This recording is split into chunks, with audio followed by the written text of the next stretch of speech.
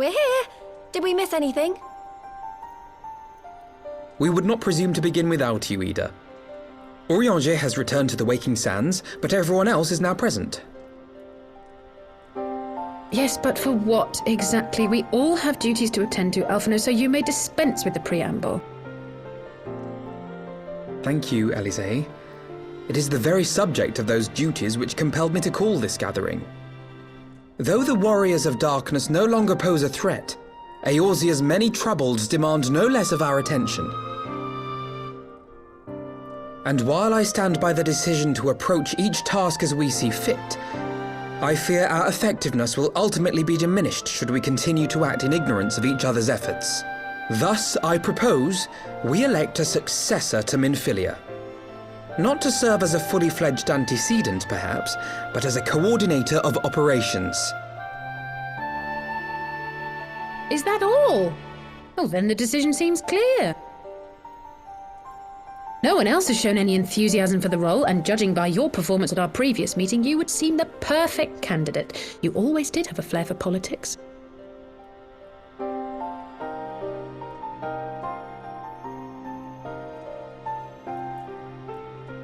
I did not mean to... That was not my intention. As my tenure as commander of the Crystal Braves comprehensively demonstrated, I lack the qualities required for such an office. I would much prefer to remain as I am now, a soldier in the field, so to speak. Should none of our number step forward, must we then constrain some unwilling candidate to take up the position? Well, based on merit alone, a certain adventurer would be my choice. Though I concede he might struggle to balance his new responsibilities with, let me see, slaying primals, thwarting legatuses, and feeding the orphan poor. Thancred makes a good point. Any who would wear such a mantle would be bound by its obligations. Have we not become sufficiently familiar with each other's methods to act without an overseer? At present, I see no cause to so willingly limit one of our number. Oh my goodness!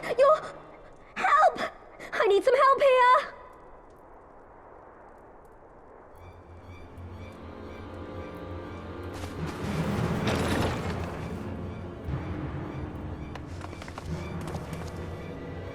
Tataru, are you all right? Me?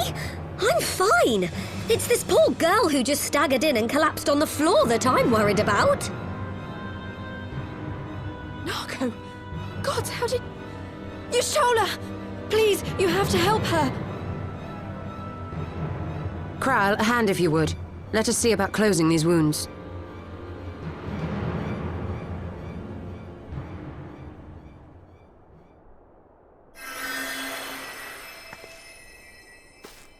Now, we've staunched the bleeding, but it may be a while before you can move about again. Though having seen your wounds, I'm surprised you are still moving at all. Thank you. My message. It was too important to delay. I took the shortest route I could, though I knew it was more heavily patrolled. As you can see, my efforts at evasion were not entirely successful. Honestly, you're too brave for your own good. What was so urgent that you needed to fight half the Empire to get here? You could have been killed. I'm sorry, Ida. I had good reason. But I imagine your friends are wondering who this bloody mess of a Mikote is. My name is Minago, and I belong to the Alamegan resistance. I came to warn Ida and Papalimo about one of our leaders. A man who calls himself the Griffin. He's always been dangerous, but he's planning something new. Something reckless. The Griffin, you say? I've heard the name. Rumor has it your man is eager to test his claws. Aye, and on no easy target. He means to assault Belsar's wall from the Alamegan side. But what does the Griffin possibly hope to gain from such an attack? From what I understand, he wants the fires of war to spread to Eorzea. And for that, he needs to control the border with Gridania.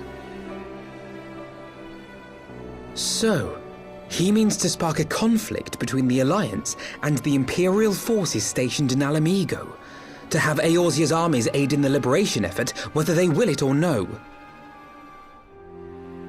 His plan is flawed. Even should the Resistance succeed in occupying the wall, they would not be able to hold it. Imperial reinforcements would drive them out within a week. Be that as it may, if there is even a chance that this scheme could bring about an escalation in hostilities between Eorzea and the Empire, the Alliance must be informed. Agreed. I should depart for Limsa forthwith and seek an audience with the Admiral. Thancred, Uldar is yours. Alphino and Alize, make haste to the Twelveswood and notify the Elder Seedseer of the danger to Gridania. She will duly call a council of the Alliance leaders, whom you must be ready to receive. You will be our voice in Ishgard. Explain the situation to Sir Emeric and encourage him to send an envoy. To Taru, Kryl, I leave the care of our injured messenger to you. See that she remains quiescent and her wounds closed. I believe that covers everything. Let us be about our tasks.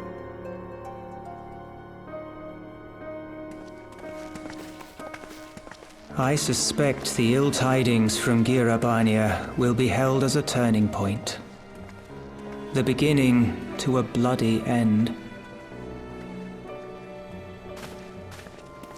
The business of war was ever conducted with the coin of self-sacrifice.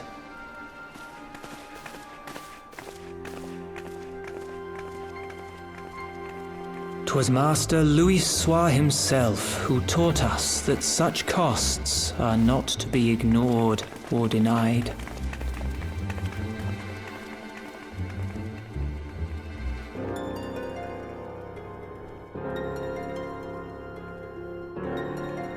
And so, I shall embrace them. When the time comes, I will make my choice, as you will yours.